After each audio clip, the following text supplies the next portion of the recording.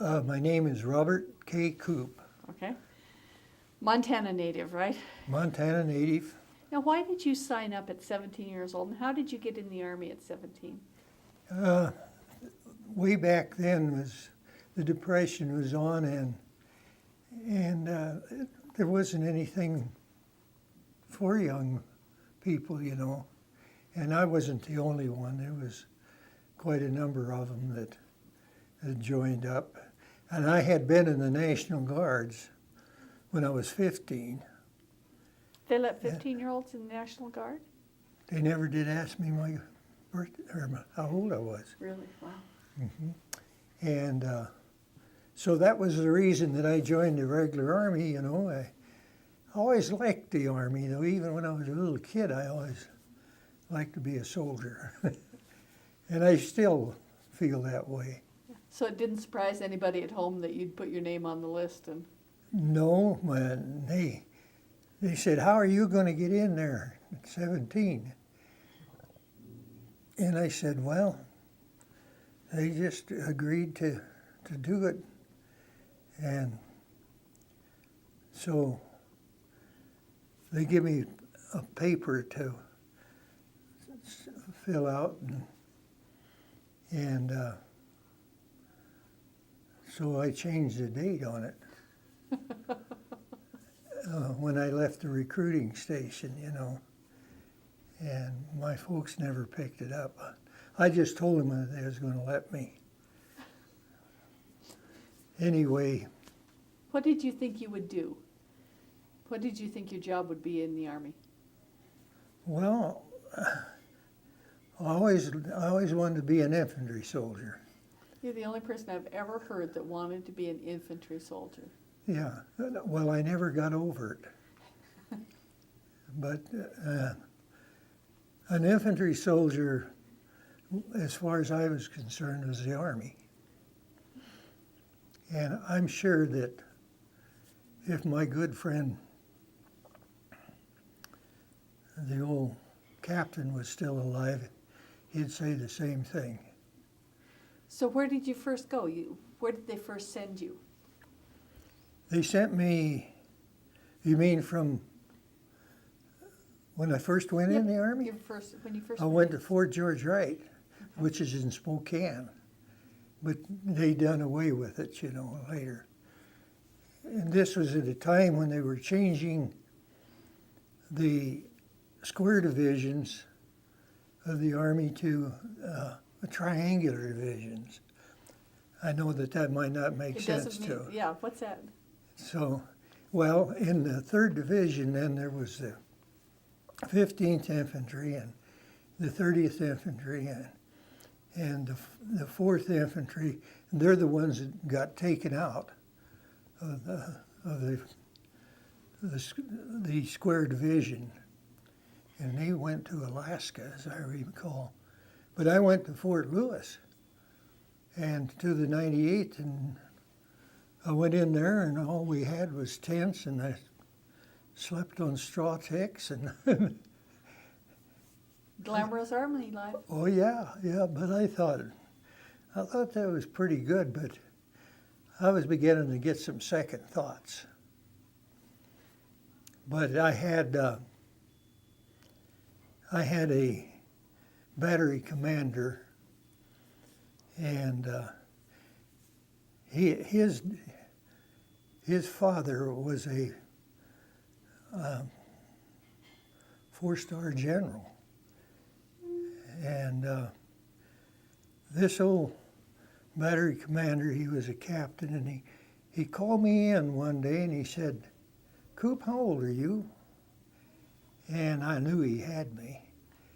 And I thought, well, maybe I don't want to be in the Army anyway. So I said 17, sir. And he said, well, you know that you could be court-martialed for that? I said, yes, sir. And so he said, he's one of those guys that could squinch you, you know. Oh, he was a good officer. He was the best. And on horsemanship and everything.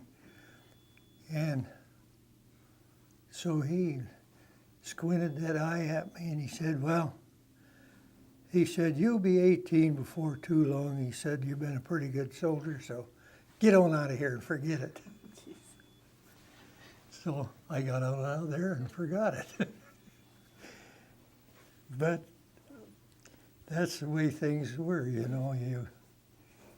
You just do what you have to do. And Was that the group with the mule pack? Yes, 98th Field Artillery Pack. And that little book, my name is in it, you know, that's in that one of all the mules. They had a Christmas thing. Everybody talked about the Army, but that was the best food I ever had in my life. The Army was noted for their good food. I don't know, maybe some rich kids didn't think so, but I did. Especially after coming out of the Depression, huh? Well, all of my life, and my folks was homesteaders, and because you just, there's some real famous guys in here. That's why I threw this in. Oh, this here is a blizzard, and over on the second page is a picture of my old mule that I got as a remount. And I named her Windy. And if he was around, it would be obvious why. and anyway, this old mule is in here. See him right up there? He's mounted over at Fort Carson, Colorado, right there. Oh, okay, let me just hold this. Why did they mount him? I don't know.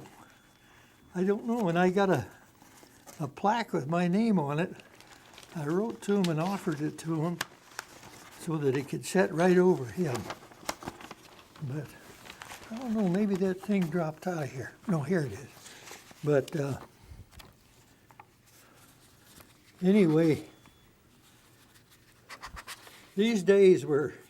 Now, why were they using mule packs? What was the... was artillery. Okay. We had 75 millimeter pack Howitzers, and they were, you broke them down into, it took 7 mules to pack them. But we used them in Italy, you know. No, I didn't use that. Oh, yes. And the Marines used them on some of their island landings, a lot of them. And they used them in the airborne, and they dropped them and assembled them, you know. But it's hard to, you just can't believe, right there, see? And my name is right on there. So this. But I was just a private. Battery E, 99th Field Artillery, Fort Lewis, Washington. Yes. And see all the food there? Oh my. They were The number of bells on the mule's tails indicate the battery to which he belongs. absolutely. But E Battery was the 99th, and they took the 99th out because they were a battalion of the regiment. And we were no longer regiment, and they made the 98th out of them. And I was in B Battery of the 98th. Here's the recipe for Christmas dinner in 1940 in Fort Lewis. You must have had good food here. Yeah. See, there's a picture of that old gun, that And it took 7 mules. 75 millimeter pack howitzer. Okay, let me make sure I've got a picture. Hold on a second, Bob. Let's see if we can get this, a picture Oh, of this yeah. still on camera. These are copies, of course. Uh-huh. And it took 7 mules to pack all the parts for one howitzer. Yeah, now there's a picture right there of the mules with the packs on. That you had to be 5'10" to get into the unit because of the lifting of the cargo. Did you see those mules? Yeah, I did. Okay, so how long were you in Fort Lewis with the mule pack? I was there a year and 18 months, I guess it was, that I was with them before they sent me over. About 3 days after the war broke out, they come over and told me, Coop, get your gear, you're going over to the 87th. And I went over there.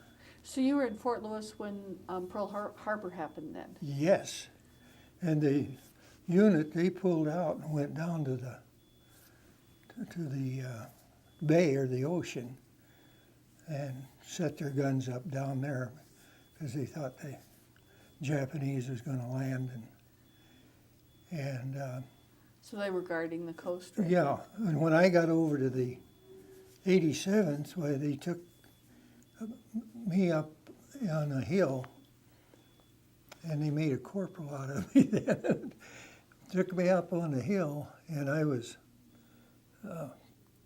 corporal of the guard then, and we dug trenches and put 50 calibers in. And so if the airplanes come over, you You were ready. yeah.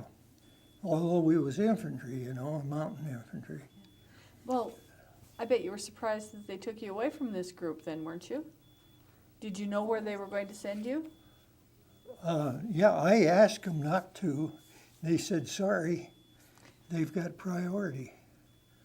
And I couldn't get out of it then because the war broke out and I thought, well, I'll go over to some other place and you don't know anybody. And of course, that could be a pretty good deal because if somebody gets killed, well, you didn't have to know them. Yeah, it makes a difference, doesn't it? So were they called the 10th Mountain at that point?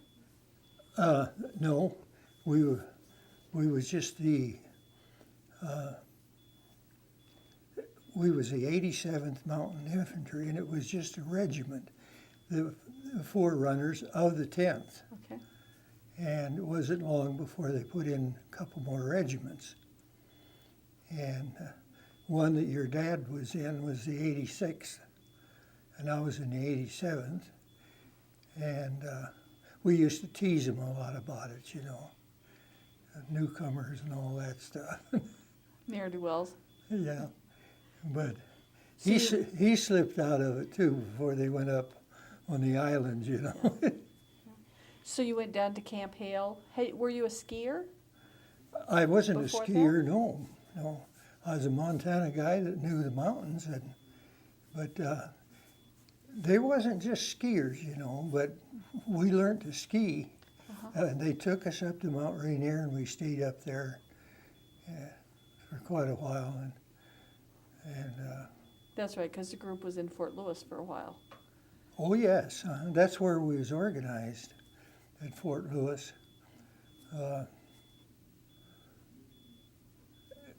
There's so much history about it and how they was started, and I was one of the first guys over there. Really? Yeah. Me and another guy named Bob McGovern, and he was a character. Oh man, should I tell a story Sure. about him? You bet. He's dead now, so it don't make any difference. He's running up a hill in Italy, and fixed bayonets, and this one guy out of the outfit hollered over, "Hey, Mac, come over and help me. This German is wounded." That crazy McGovern, he ran over there and took a look at him and run his bayonet in his throat and jerked it out and took off. Not wounded anymore. No, but that bothered poor old McGovern later on in years. We were still buddies way after that. But That was old Mac, and I just had to tell you that story because the Germans said, they said they'd never seen soldiers like that could run up a mountain with fixed bayonets. And they said it just scared the daylights out of them. Well, you trained really hard, didn't you? Oh, yeah, they were tough. That's why I brought you that 98. Those are the toughest guys I ever seen. And they were in that 6th Rangers that went in Cabanatuan and freed those 500 prisoners. They lost 2 men, a machine gunner and a medical officer. They killed 500 Japanese. They won't tell you how many was killed, but I know this. And this is how tough they were. They took every prisoner out of there and never lost one, except one guy died on the way out the gate. They was carrying him from malaria. And he had it pretty bad. But there's so many, I call them wonderful stories, you know. These guys were something else. I've got a roster, you know, of these guys. And I knew so many of them. And after they come out with that film, you know, I looked through that and picked out the stuff. And I told old Ben about it too. And he says, I know it. But he did have the book on a nurse they called Highpockets. And she would go in, smuggle in Atterbury to this one guy that died and to anybody else. And she put him in her brassiere. And that's why they call her Highpockets. A good hiding spot. But there's so many wonderful stories like that. And these 6 Rangers was something else too. Because I was in the 98, they joined me up as one of their guys in the association, you know, like. So I always thought that was pretty nice. I never asked to be, but because I had been in the 98. They took you in. Yeah. So, but I don't know how it fared with those Rangers. They were mean.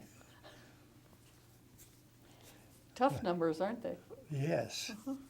Yes. They surely are. But anyway, what else did you?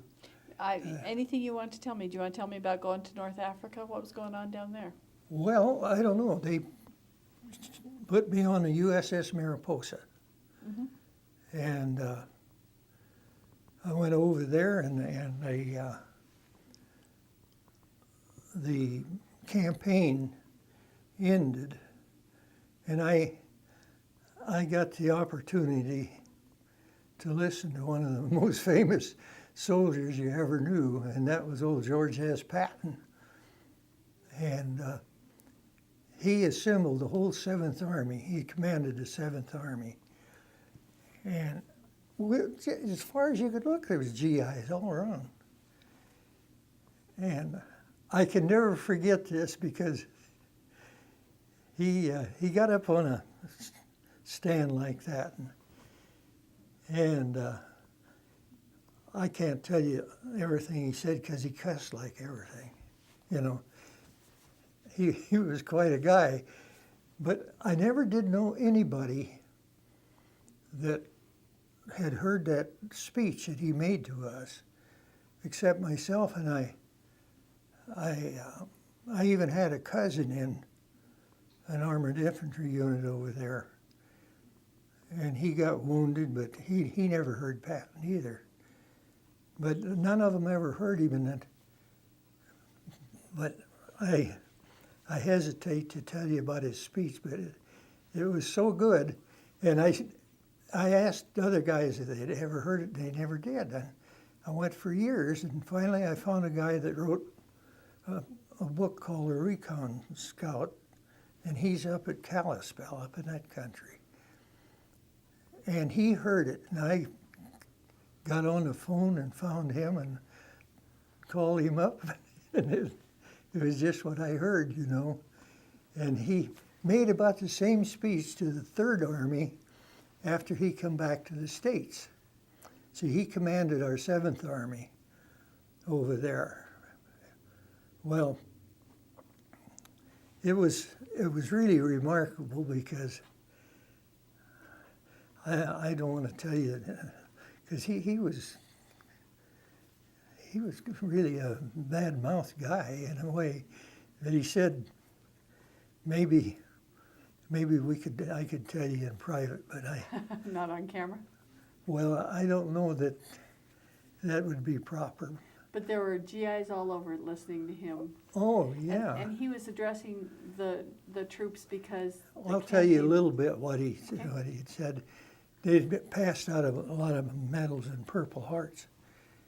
And when they were done, he says, I think you people that got those Purple Hearts thinks you're a smart bunch of so-and-sos. And he said, I'll tell you what you are, you're a bunch of dang fools to... And he didn't use that word, but he said, you couldn't keep your head down and keep it from getting shot off. I bet they were looking at each other wondering what in the world was going on. No, they knew who Patton was. But anyway, then he said, and you tankers, he says, I got a question for you. He'd asked the question, but then he'd answered.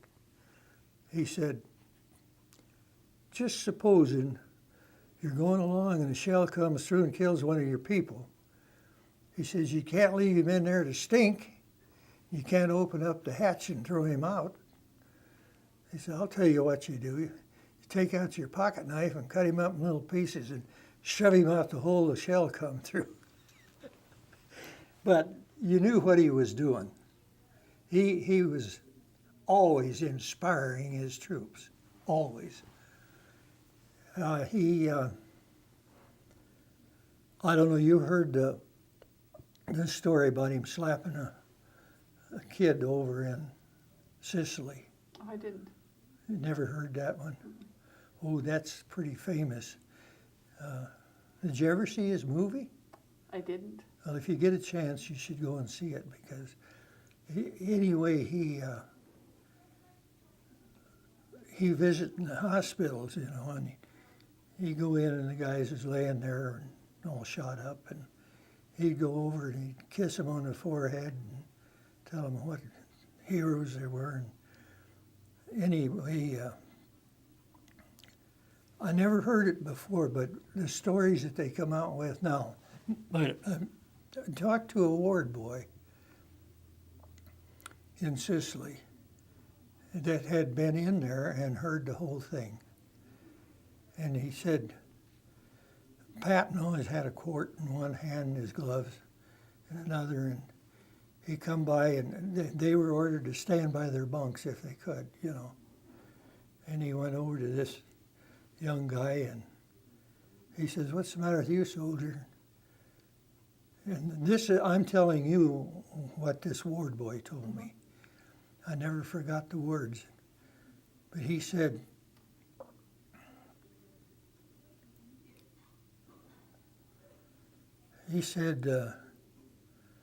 when he asked him what was wrong with him, he said, oh, psychoneurosis, sir. And old Patton just took his gloves and smacked him across the face and said, go back to the front, you yellow so-and-so. Anyway, some of them has got it now where he knocked his helmet off and it went a rolling. That never happened. They never had a helmet on in a hospital. Anyway. He just wasn't going to stand for that. That's what they do, yeah. But all he's trying to do is instill in them, you know. So did you follow him up to, you went from North Africa to Sicily yourself, right? Yes, I did. So, and he was leading the charge there too. Yes. But he, after he got into that little thing with this soldier, you know, I think General Eisenhower kind of pulled his belt, pulled him back, relieved him of the 7th Army, and they reformed the 5th Army. We became the 5th Army then under Mark Clark. And Mark Clark, or Patton, actually where he went was back to the States and formed the 3rd Army. Okay.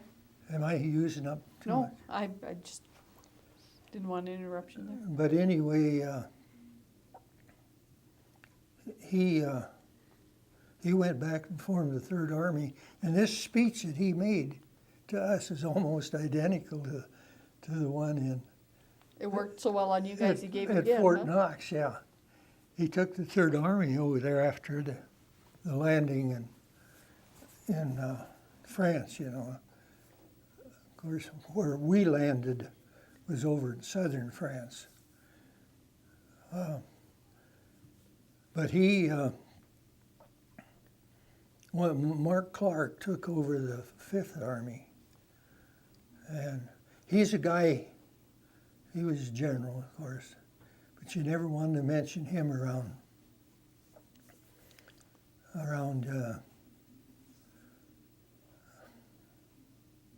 I'm hesitant to say his name, but you know who I mean.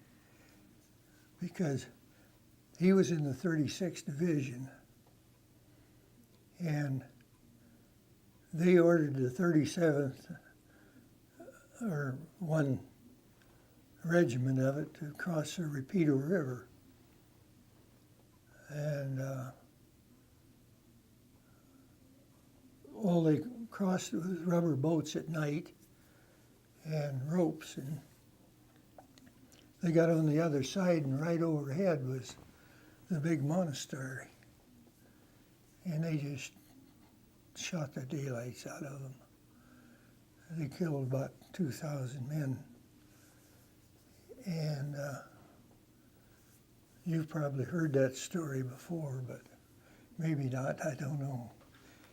But he despised that guy, and so did the 36th, and they all tried to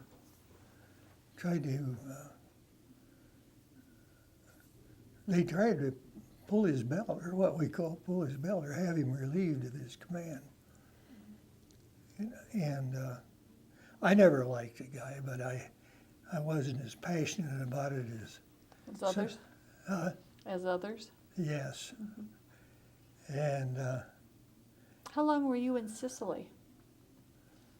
well, you know, I went over. It wasn't very long. We wasn't there very long, but they sent me back from Italy. There, I was well, believe it or not, kind of a small arms. I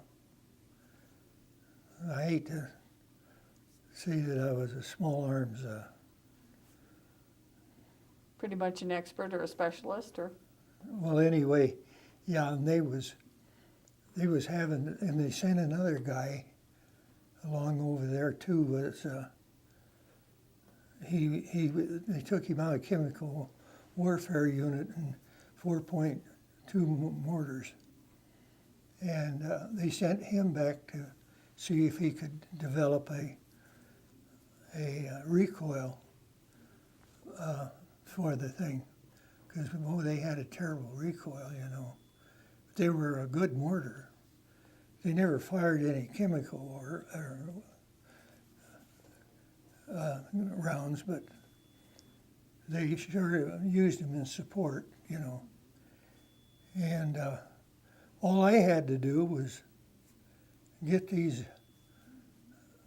Italians lined out and getting these weapons fixed, because I knew German weapons and Italian ones, and all I had to do was there for, I don't know, it wasn't a very long time, but show them how to do them, and had them moving some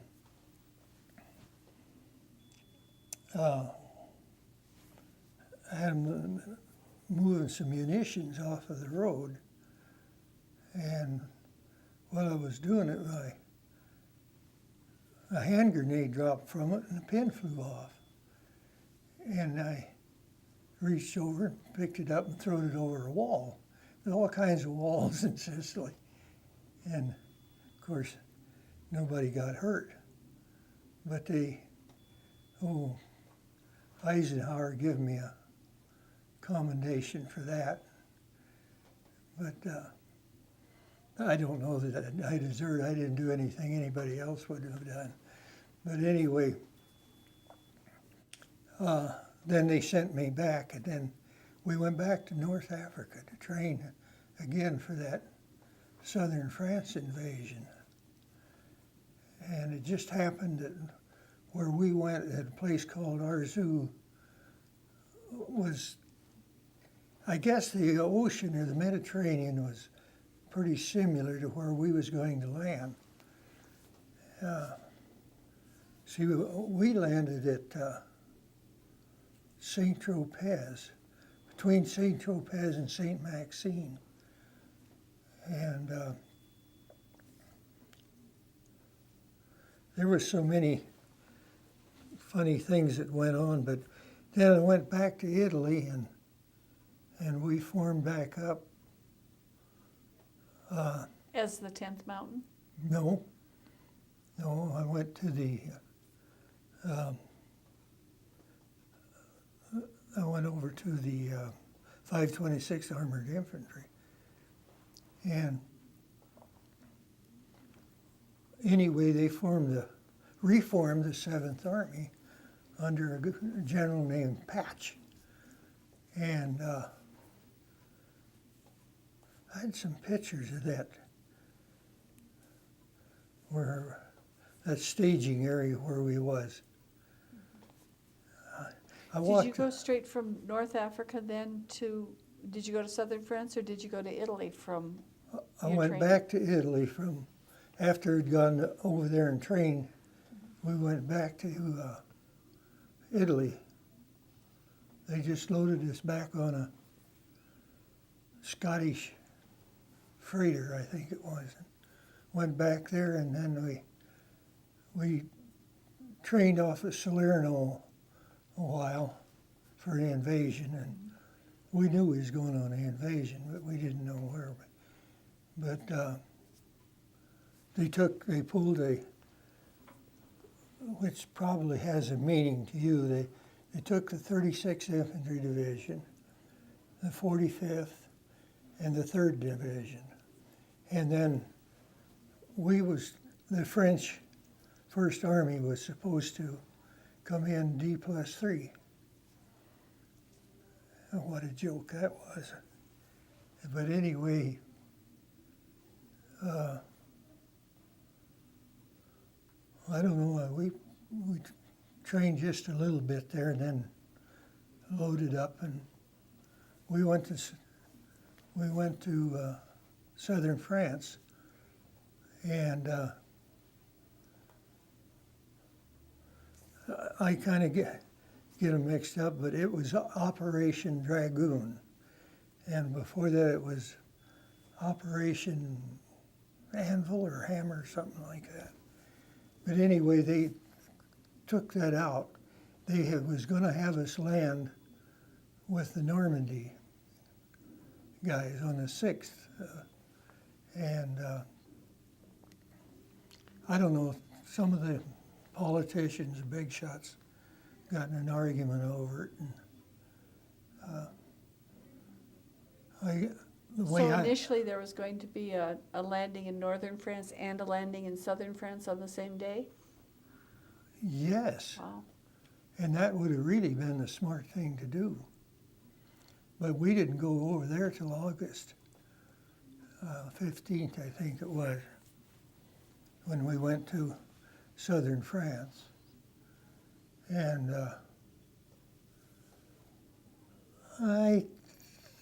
I'm not sure I recall, but I think we were Red Beach. But I took this one, I had a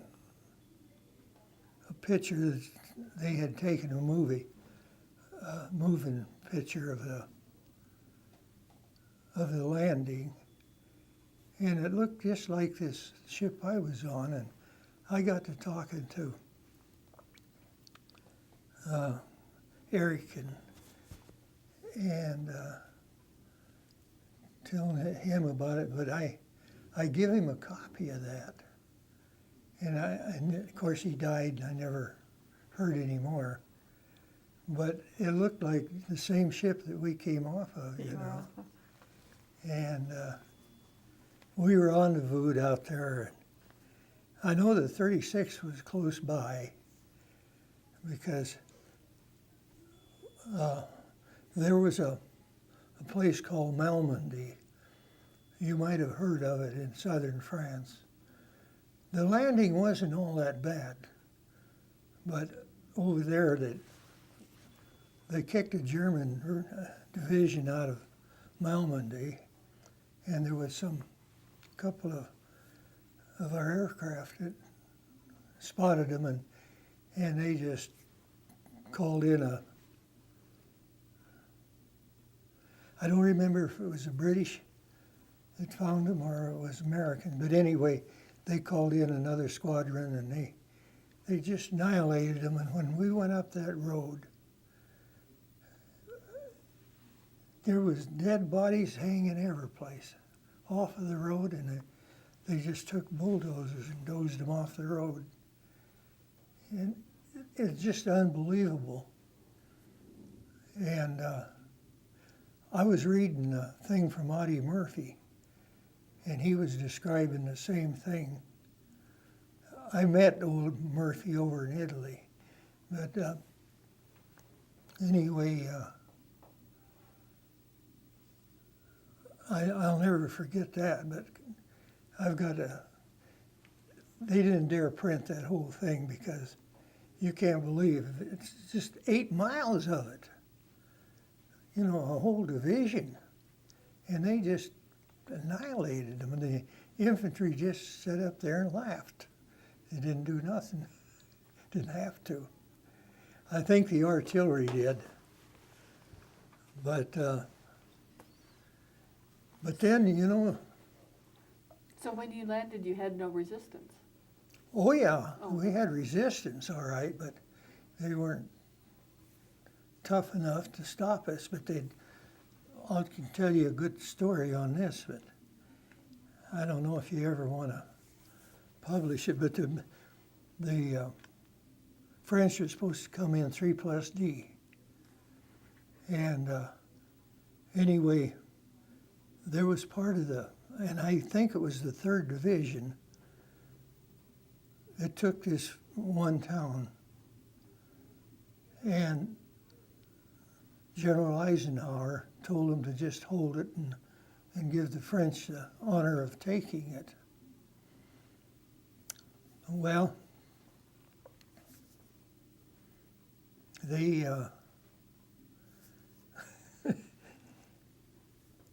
they finally came in, and the Germans had pulled back out into the town and dug in and reinforced. And anyway, they sent in a regiment of Senegalese. I don't know if you know what a Senegalese was. He's a big black fellow, great big guys. And they'd have a red fez up on their head. You get a salute with the biggest, whitest teeth you ever see, and they had wrapped leggings and no shoes. And they went in to take that town, and the Germans just annihilated them. I never forgot that, and I don't know if they ever published it or anything, because I see some places where they praise the French, you know, but by that time, some French army had regrouped, or? Yeah, it was the first army. It was over in Italy. They pulled him out of there. But see, the guys in the 36 was glad to get out of Italy because of Mark Clark. So when you were over in Italy yourself, where were you? Were you in the Po River Valley? No, I didn't get into the pool at all. No, I went up to to a casino, you know, and some of the mountain areas. I didn't go over into the pool. That was getting close to the end of it, you know. But when we was over in southern France, so the 36th Division moved up to a place called, it was right near a place called Remiremont, and one of their units got encircled by the Germans, and a whole battalion, and they was going to send us in, but they didn't think we could maneuver good enough, and I guess that was the reason, I don't know, but they had brought the 442nd Regiment over from Italy. That was a Japanese-American unit. You never heard of them? Oh, they were an awesome little bunch of guys. And I woke up in the hospital. I looked over, and here's a couple guys laying next to me in Japanese. And gee, how'd I get over the Pacific? I didn't even know they were there. But they were the ones that they sent in to liberate that battalion of the 36th. And I can't think of the name of the place down below, but when I went up there, there was a porte. You know what a porte is? It's a big truck with a great big box on it, you know, enclosed. And there was blood running out of the tailgate. And these little guys went in there, and I can't say enough good about them. They were real Americans. And Do you think they felt they had something to prove? they were just darn good soldiers. Yeah, they did that too. I had one of them tell me that. But after I was down in the hospital, You got hit in southern France, right? You got hurt in southern France? yes, I just woke up all on the road, and they slapped me in the hospital. And How long were you in the hospital?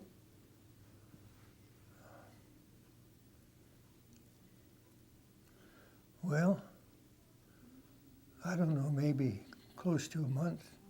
And was the hospital in southern France then? Yes, it was. First of all, I got malaria pretty bad, you know, When you were, and they slapped me in the hospital. And right after I got out of that one, then I got smacked, and they put me back in the hospital, and took me up to I forget the name of the place, but loaded me on a train and took me all the way down to X. Put me in there, and that's where I was in there with some of the little Japanese. American Yeah, troops? they were quite a bunch. But you know, there's stories goes on, and You actually knew Sergeant Wise, right? yes, When he got Yeah. the congressional. yes, he did. He and I run into him again. We was pulled out of that repo depot there, and they loaded us on a truck and took us up to some other replacement depot, and they had a movie house, you know, in tents, and the guys was watching a movie, and pretty soon the air raid sirens started blowing, and we beat it out of there, and they had to clear everybody out. And it was coming along, and here is old Wise. He was lighting up a cigarette. And about that time, he and I was together. About that time, some guy said, "Man, you better put that cigarette out." And old Wise looked at him and, ooh, that was a mistake. He really whacked him good with it. But I got him by the arm. I said, "Let's get out of here before the MPs get us." So we beat it. And I can always remember, Wise, he didn't fool around. He's a good-looking guy, you know. Where was he when he earned his Congressional Medal of Honor? Was he in southern France then? Yes. Yeah. Yeah, he was, that day, he was going over to meet Eisenhower over in Paris. And then they sent him home then, you know, from there. Right, after that. Yeah. Yeah. So France had been retaken by the Allies by that time? Were there Oh, just no. pockets? Oh, no. We hadn't even had the Battle of the Bulge yet. Oh, no, he got out of there and got back home before he got killed. But, So this was still in about August of Yeah. 1944? and this same thing happened to a guy by the name of Anderson I knew real well. But he was way up there. He got shot in the rear end, you know. Hard place to sit still for. Can't sit still for being shot there. No, so he gets in the Jeep and sits on his knees. But they finally, the guy, he should have had the Medal of Honor, but they reduced it and give him the Distinguished Service Cross. yes. And anyway, they sent him home from there. But I'm glad he got out of there when he did, though. But anyway, he missed out on the Bulge. But you were in the Battle of the Bulge? Yeah. What was that like? Well, you know, this outfit I was in, this 526th Armored Infantry, when the Germans came through, they went all the way down that dumb river, and then they took that bridge, and they were supposed to come back up and capture American Fuel Farm, where they kept all the gasoline and everything. Well, they was on their way up, and that German general was the dirty sucker that annihilated the guys at Malmedy. You know, he just had them all machine gunned. And anyway, I wasn't there at that when that happened, but they sent the 526th in to destroy the fuel farm. And they did. They went down and they done a terrific job. I've seen some pictures of it later. There was flames, you can't believe, I couldn't see the top of them. It was coming out of that thing, and this whole German armored column stopped just short of it. There was nothing there for them, and so they give them an option. You can either surrender and march all the way back to Germany, or we'll just go ahead and annihilate you. Not much of a choice. Well, he took it, though. And I'm surprised, you know, I can't remember that German's name, but he was a mean sucker. I think they hung him later. But he was a mean sucker. Oh.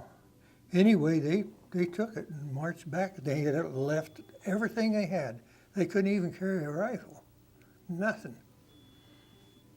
And I always thought that was that was really a great thing that old 526 pulled. But there were so many things that happened, you know, that there was pretty famous guys, I gotta say. There's Did you read accounts of them after the war too? Did I what? Did you ever read the accounts after the war? Oh yeah, sure. Were Yeah. they accurate?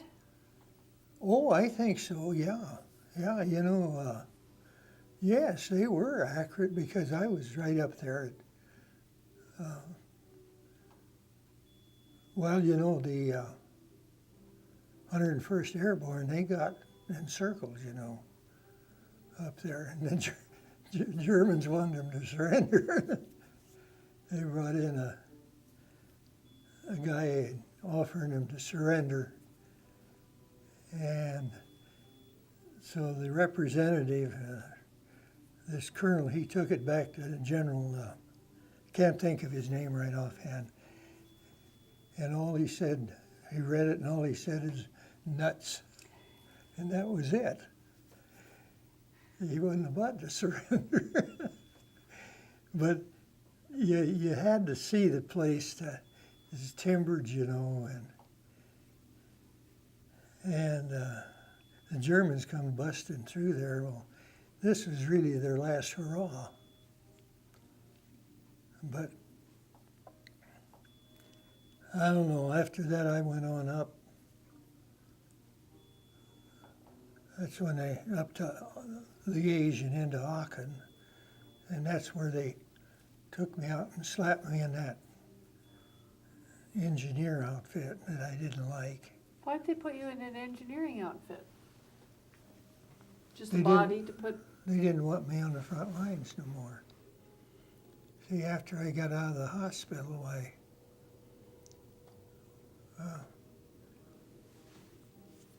I don't know. Anyway, my fighting days were kind of over. But we was up at Aachen, and I run across the guy just across the border there into Holland that was in the 102nd Division. And it was an OZ, Ozark outfit, you know, and my brother was in it. And I said, and I asked him where they were, and he said, they're down at Mönchengladbach. Well, I said, boy, I'm glad to know that. So I went back up. Now this is up in Aachen.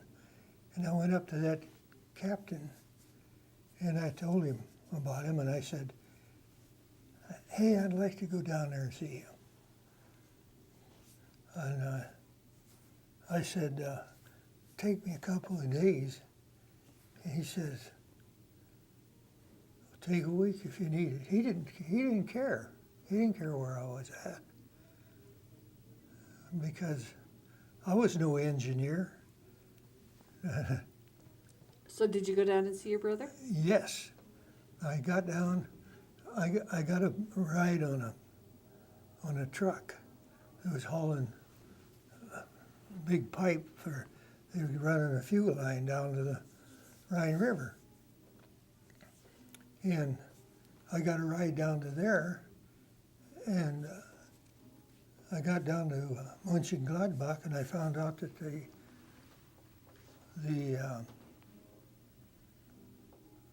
102nd had moved out that morning, going back on the front line. And they had been at Crayfield, that was just out of Mönchengladbach. And I thought, boy, oh boy, after I come this far now. So they had a bridge across Wessel. This is something I can never figure out, how that bridge got there. But Wessel was a town that was on fire. And I just thought, well, I turned around, I walked across that bridge, and here's a highway over there, and here's all these trucks going by. And I said,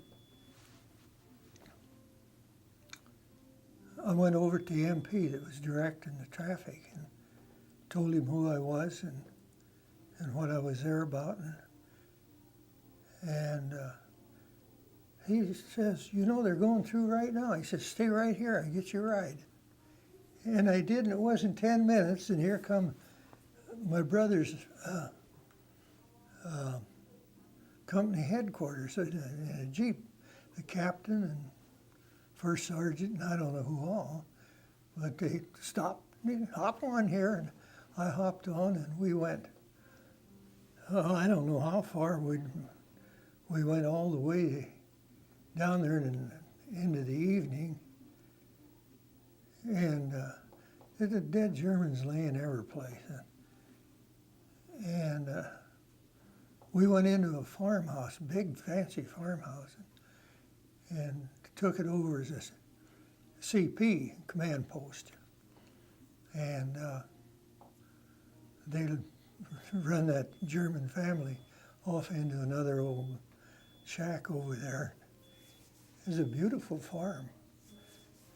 And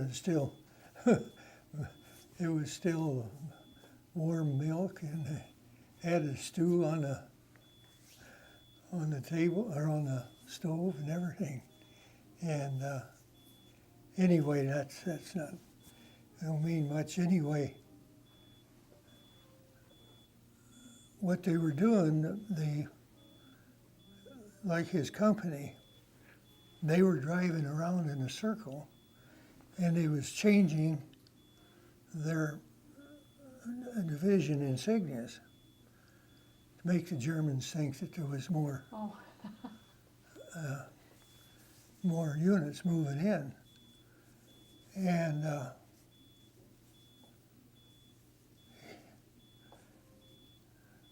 we went in that evening, and I just stayed there overnight with them.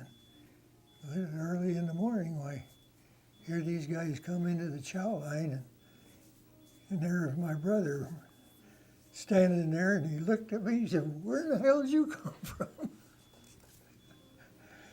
But there wasn't ever, but you know, I had just made up my mind I wanted to get away from them engineers. And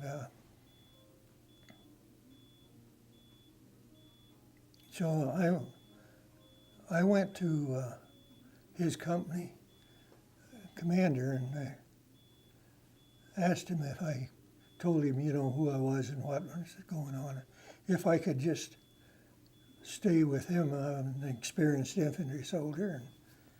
And he says, boy, I'm glad to have you. I had my rifle and a couple of bandoliers of ammo, you know. I didn't really need much of anything. I don't know what they'd have done. They might have released me, maybe, I don't know. But I said, okay, I'll go. I'll stay. And I stayed there until, it was late in the afternoon. My brother, he had to go and sleep in the straw stack. And anyway. So did you ever go back to the engineers?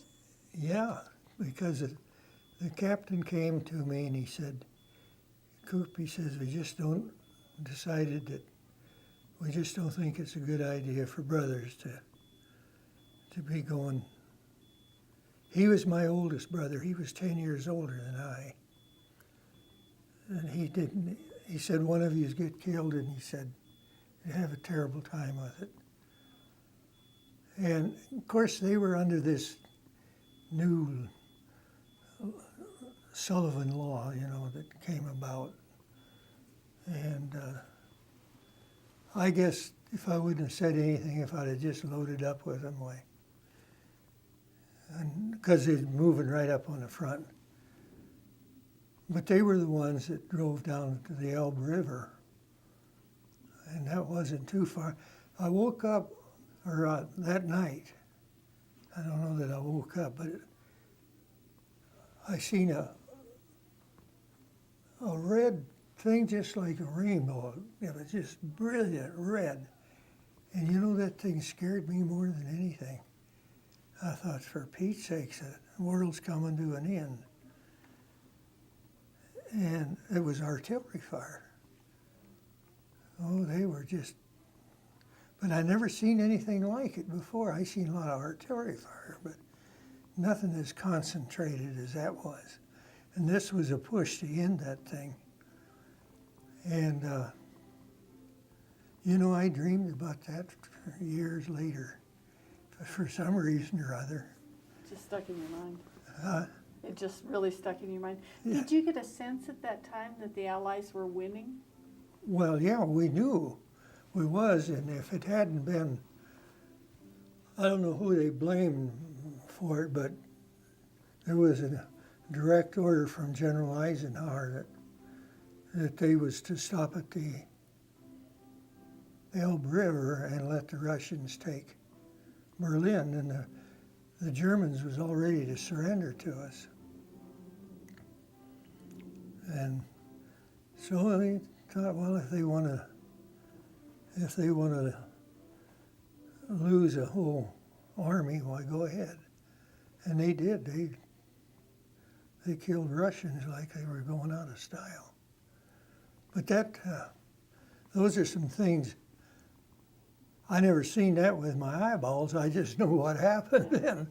But I went back to my outfit, and we left Aachen and we crossed the Remagen Bridge. I don't know if you ever heard of the Remagen Bridge. It was a railroad bridge at Remagen across the Rhine River. Yeah, Remagen, it was a railroad bridge. And the Germans, of course, had it all mined to explode. They found it intact. I think it was, can't remember, it was a armored unit. And they looked at that and they couldn't believe it, that it was still standing. So they sent their armored infantry unit in. And boy, they just high-diddle-diddled right across the bridge, you know. And they tried to blow it, but it didn't work, you know. And anyway, I wasn't there when that happened. We came down later and crossed it, and it fell in 3 or 4 days, I think, after we crossed it. Oh my. And there was, I think, the 39 engineers that went in the drink. We're on it, yeah. But they built another pontoon bridge across it. Man, that was an awesome thing, across into a place called Honigen. And of course, then, there was some fight. I always got a kick out of my wife's cousin. He was quite a character anyway. But anyway, he got into Honigen, and he was a BAR man, big husky guy, you know. And I said, "Hey Joe," I said, "why'd you shoot heck out of that schoolhouse for?" I was just teasing, you know, or kidding. And he looked at me and he said, "Well, they were shooting at us." I didn't think there was anybody in there, you know. It was just one of those stucco schoolhouses, a little schoolhouse, and it was just peppered with machine gun fire. But I didn't. I don't know. I don't suppose you know what a BAR is, but it's a Browning automatic rifle, and a pretty heavy one. And it's pretty accurate too. But I had my share of packing one of those suckers. But old Joe, he was so surprised. But you know, there's always light sides to everything. Did you ever meet up with your mule pack people when you were in Europe? Oh yeah, afterwards, but they were mostly all Rangers. No, the mule pack outfit, they went to New Guinea.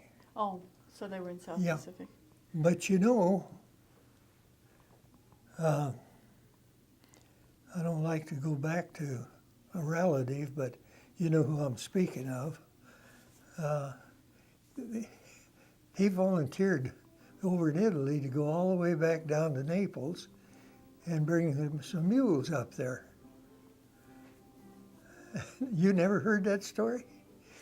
Well, anyway, he went down there and he got the mules all right. But see, the 36 was not a mule outfit, it was just an infantry division, National Guard division from Texas.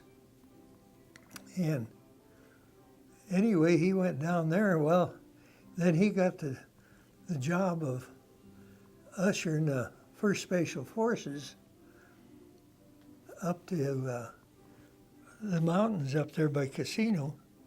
What the heck was the name of that hill? Can't think of the name of it now. But Were you at Casino? huh? Were you at Casino too? Yeah. Monte Casino?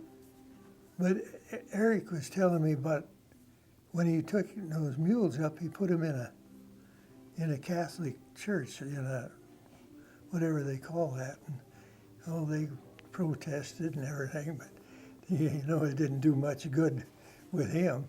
And he said they went into this post office to spend the night, and they were all laying there on the floor, and a guy come in with a flashlight.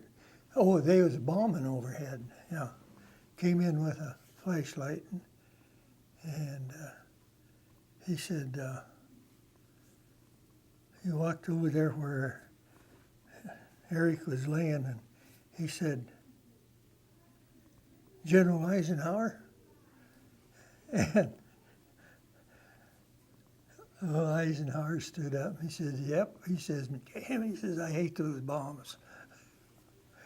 And so he got to meet him that way.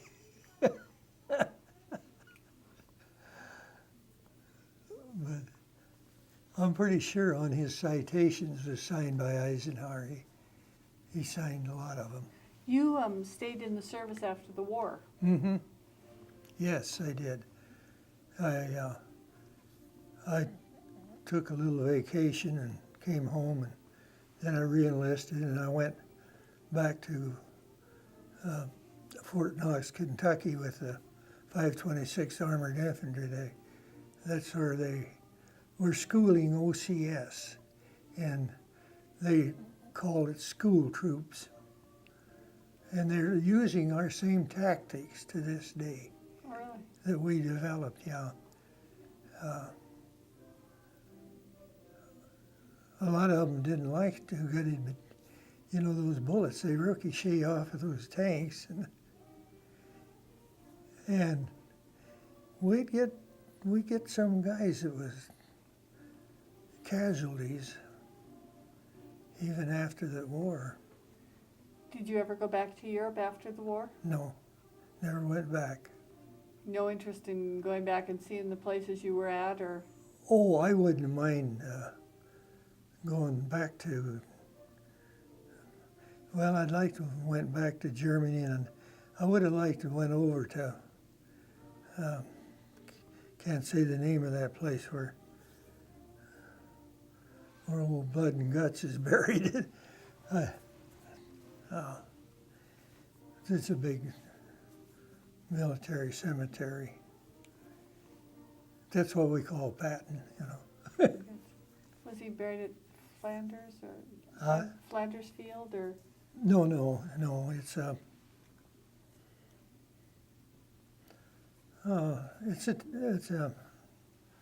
little country there, right by Belgium, and I can't think of the name of it right now. Did you get together with Army guys after the war? I mean, you were still in the Army, but did you get together with guys who'd gotten out of the service after the war? Did you keep in touch with people?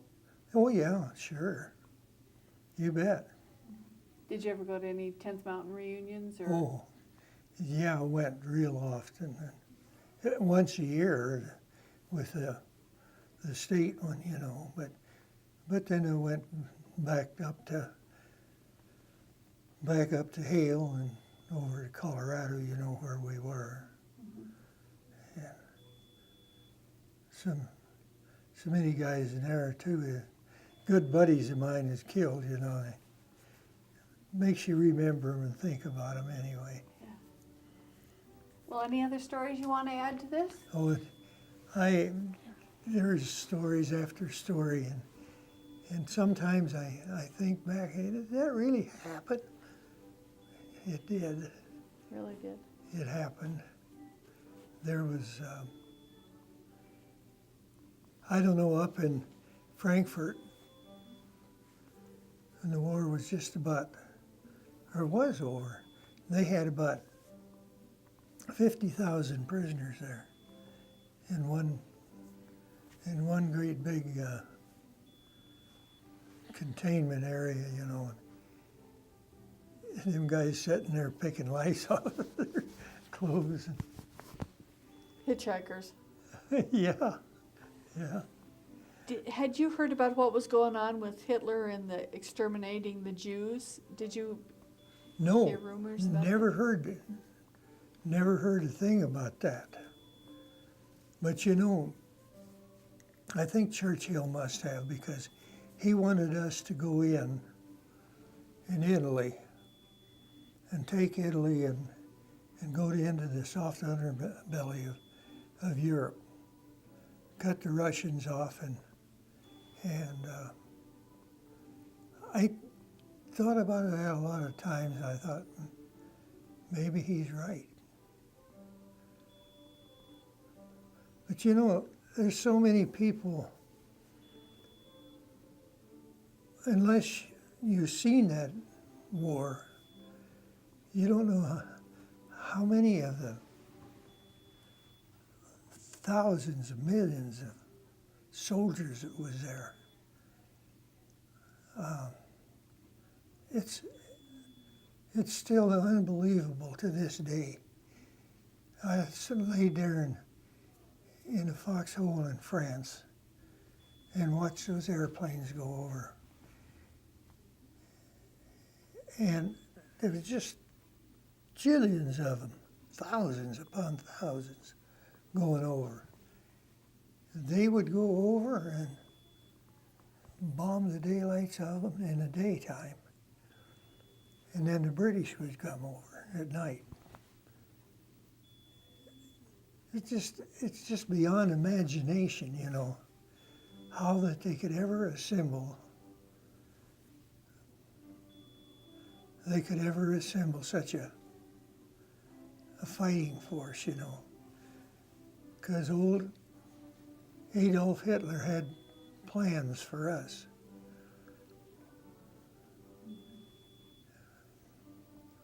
But I had people tell me about World War I down there at Honningen. And the French was to take over where we was at there. The war had ended and they was to take over the occupation there. And so we had to move out and go up to Frankfurt. And you know, I talked to a lot of people, you know, that remembered the soldiers from American Army during World War I. So you got to talk to French. Did you ever get to talk to Italians? Oh, yes, yeah, sure. Italians, you bet I did. I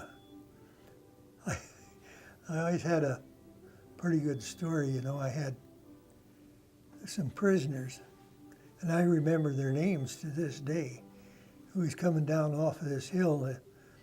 The one, he was just 19.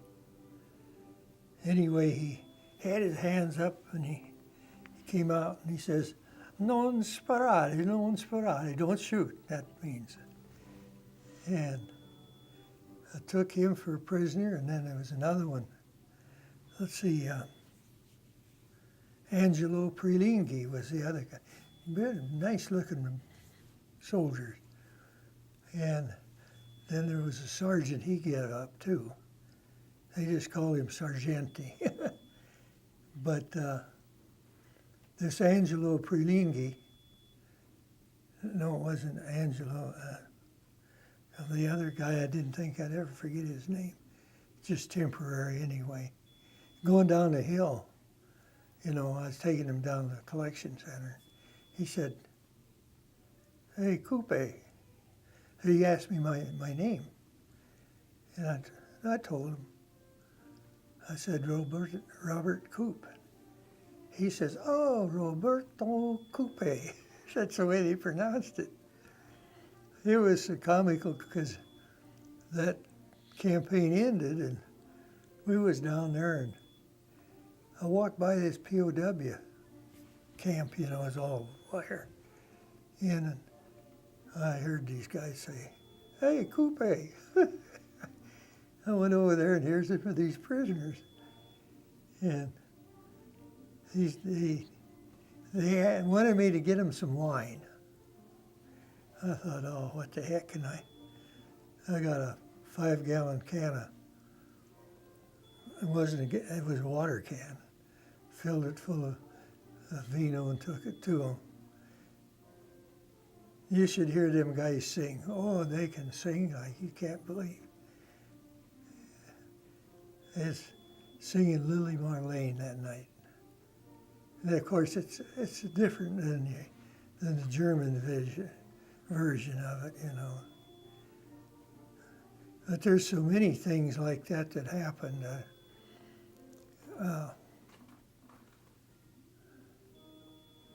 I don't know. I suppose there are some things that I should tell you about, but it'd just hurt somebody else now that it's gone, So I don't think I better